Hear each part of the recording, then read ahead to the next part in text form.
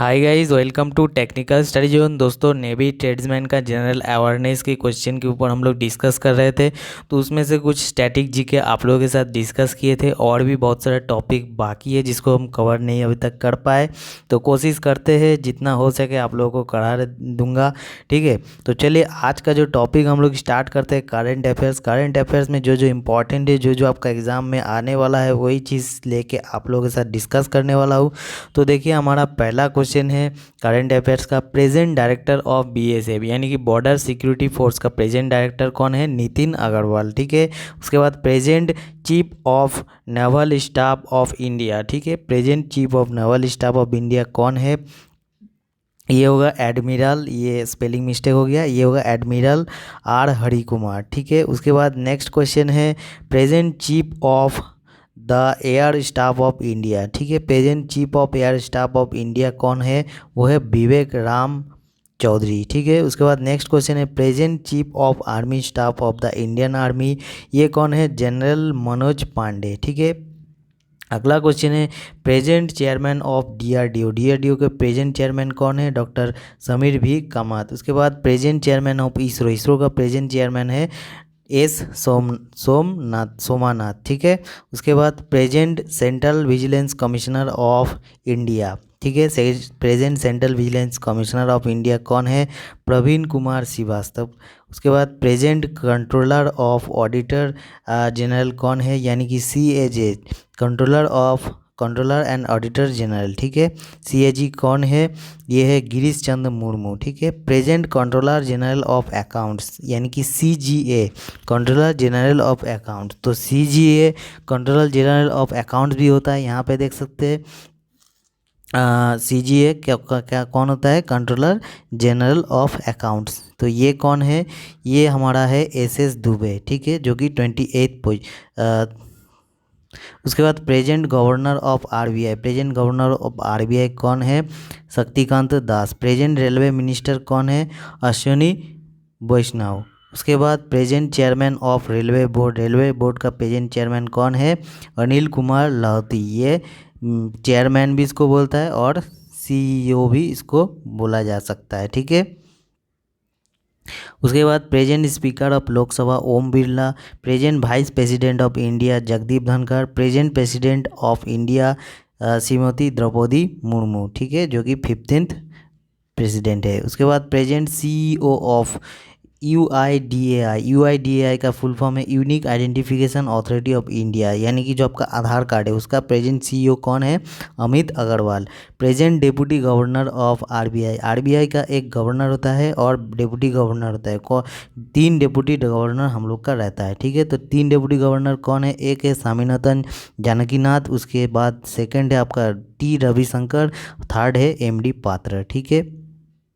उसके बाद है present attorney general of India. Attorney general of India कौन है? R Venkataramani. Present finance commissioner of India कौन है? एनके सिंह। अगला क्वेश्चन है नीति आयोग एस्टेब्लिश्ड ऑन। नीति आयोग कब एस्टेब्लिश्ड हुआ था? वो है 1 जनवरी 2015। और किसको रिप्लेस करके हुआ था नीति आयोग? Planning commission. हम लोग का जो प्लानिंग कमीशन है इसको रिप्लेस करके एक नया जो है कमिटी बनाया गया था, वो की है आपका नीति आयोग। नीति आयोग का फुल फॉर्म है NITI। नीति का फुल फॉर्म है national institution for transforming India, ठीक है। यानी कि नीति का फुल फॉर्म है national institution for transforming India. तो ये सब चीज़ बहुत इंपॉर्टेंट है। Chairman of NITI Aayog. नीति आयोग का चेयरमैन कौन होता है? प्राइम मिनिस्टर, यानी कि जो प्रेजेंट प्राइम मिनिस्टर रहेगा वही, जैसे अभी जो है नरेंद्र मोदी। उसके बाद vice chairman of NITI Aayog. NITI Aayog का प्रेजेंट वाइस चेयरमैन कौन है? वो है सुमन बेरी। उसके बाद सीईओ ऑफ नीति आयोग। नीति आयोग का प्रेजेंट सीईओ कौन है? BVR सुब्रमण्यम, ठीक है।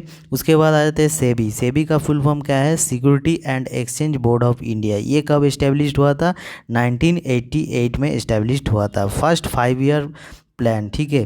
तो फर्स्ट 5 ईयर प्लान जैसे आप लोग को बोला गया है, नीति आयोग जो हुआ वो आपका प्लानिंग कमीशन को रिप्लेस करके। तो यहाँ पे देख सकते हैं फर्स्ट 5 ईयर प्लान जो था हमारा वो था कब लॉन्च हुआ था? 1951 को। फर्स्ट 5 ईयर प्लान 1951 को हुआ था और 1951 से 1955 टोटल 5 ईयर का ये प्लान था। और उसमेम प्रेसिडेंट कौन था हमारा, प्रेसिडेंट था जवाहरलाल नेहरू। ठीक है, उसके बाद first 5 year plan was based on Harold Domar model. ठीक है, ये भी क्वेश्चन में पूछा जाता है किसका मॉडल से रिलेटेड है first 5 year plan, Harold Domar model. ठीक है, उसके बाद थर्ड 5 ईयर प्लान जो हमारा हुआ था वो कब हुआ था, 1961 से 1966 तक। ठीक है, जिसमें हमारा ग्रीन रेवोल्यूशन हुआ था। उसके बाद आरबीआई नेशनलाइज्ड, आरबीआई कब नेशनलाइज्ड हुआ, वो है 1 जनवरी 1949 को हमारा आरबीआई नेशनलाइज्ड हुआ है। उसके बाद आरबीआई एस्टेब्लिश्ड ऑन, आरबीआई कब यानी कि रिजर्व बैंक इंडिया कब इस्टेब्लिश्ड हुआ, 1 अप्रैल 1935 को reserve bank of India established हुआ। जीएसटी नंबर कॉन्टेंस 15 डिजिट, यानी कि जीएसटी जो नंबर होता है उसमें टोटल कितना डिजिट रहता है, उसमें टोटल 15 डिजिट रहता है। ये भी बहुत इंपॉर्टेंट क्वेश्चन है। GST was launched on July 2017, यानी कि जीएसटी कब चालू हुआ, जुलाई 2017 को। ठीक है, डीमोनेटाइजेशन वाज अनाउंस्ड ऑन, यानी कि हम लोग का जो नोटबंदी हो गया था ये कब हुआ था, 8 नवंबर 2016 को। ठीक है, उसके बाद इंडियाज़ फर्स्ट बैंक, इंडिया का पहला बैंक कौन सी है, वो है हमारा, यहाँ पे थोड़ा स्पेलिंग मिस्टेक हो गया, ये होगा बैंक ऑफ हिंदुस्तान 1770। ठीक है, बैंक ऑफ हिंदुस्तान। ठीक है, उसके बाद imperial bank of India transform into state bank of India, यानी कि स्टेट बैंक का पहला नाम क्या था, इंपीरियल बैंक ऑफ इंडिया। तो इंपीरियल बैंक ऑफ इंडिया बाद में चेंज हो गए, स्टेट बैंक ऑफ इंडिया हुआ है कितना ईयर में, 1955 में, यानी कि 1955 में। फर्स्ट ट्रूली स्वदेशी बैंक कौन सी थे, वो है सेंट्रल बैंक ऑफ इंडिया, 1911 में हुआ है। ठीक है, 1911 में। फर्स्ट नेशनलाइज्ड ऑफ बैंक जो था हमारा, जितना भी बैंक था उसका पहला जो नेशनलाइज्ड कब हुआ था, 19 जुलाई 1969। ठीक है, उसके बाद RTI act passed by parliament of India on 15 जून 2005, यानी कि हम लोग का जो राइट टू इन्फॉर्मेशन एक्ट है वो पार्लियामेंट से पास हुआ था, कब हुआ था, 15 जून 2005 को, and came into force with effect from 12 अक्टूबर 2005, यानी कि ये हमारा बिल जो पास हुआ था वो 15 जून 2005 को, और ये जो लागू हुआ यानी कि आरटीआई एक्ट लागू हुआ था 12 अक्टूबर 2005 से। ये भी बहुत इंपॉर्टेंट क्वेश्चन है। उसके बाद लिमिट ऑफ आरटीजीएस, ये सब क्वेश्चन जो आपका है मिंट एग्ज़ाम जो लोग देंगे मिंट के लिए बहुत इंपॉर्टेंट है। लिमिट ऑफ आरटीजीएस यानी कि real time gross settlement, RTGS का फुल फॉर्म होता है। मिनिमम लिमिट जो होता है हमारा 2 लाख का होता है, मैक्सिमम लिमिट होता है 10 लाख का।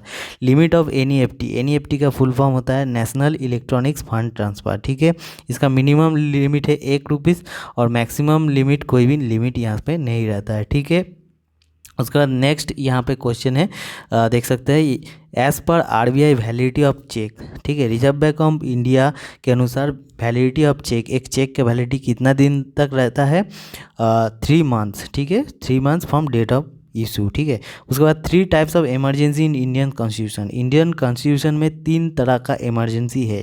एक होता है आपका नेशनल इमरजेंसी, दूसरा होता है स्टेट इमरजेंसी, तीसरा होता है फिनेंशियल इमरजेंसी। ठीक है, उसके बाद national disaster management authority established on. ठीक है, नेशनल डिजास्टर मैनेजमेंट अथॉरिटी कब इस्टेब्लिश्ड हुआ था, 23 दिसंबर 2005 को। ठीक है, chairman of disaster management authority. ठीक है, डिजास्टर मैनेजमेंट अथॉरिटी का चेयरमैन कौन होता है, प्रेजेंट प्राइम मिनिस्टर। उसके बाद present classical language of India, India में प्रेजेंट क्लासिकल लैंग्वेज कितना है, वो है 6 है। ठीक है, एक आपका हो गया तमिल, दूसरा आपका कन्नड़ा, तीसरा आपका तेलुगु, चौथा हो गया आपका मलयालम, उसके बाद संस्कृत, उड़िया। ठीक है, यहाँ पे थोड़ा सा स्पेलिंग मिस्टेक है, 3 बार हो गया, तो ये थोड़ा सा आप लोग देख लीजिएगा।